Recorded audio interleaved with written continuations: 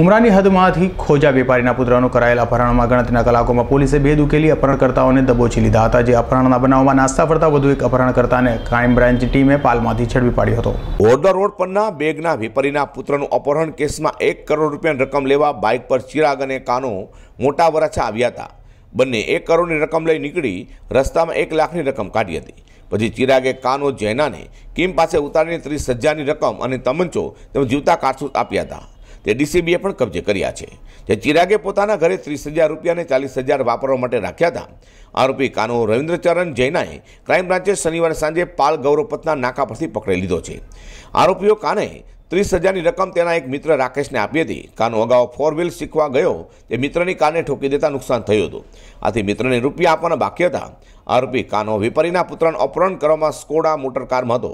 પછી રસ્તામાં ચિરાગ સાથે ઉતરી રૂપિયા પલ્સર પર રૂપિયા લેવા ગયો હતો। કાનો જેના ટેમ્પામાં મજૂરી કામ કરે છે। Azhar Qureshi D10 news.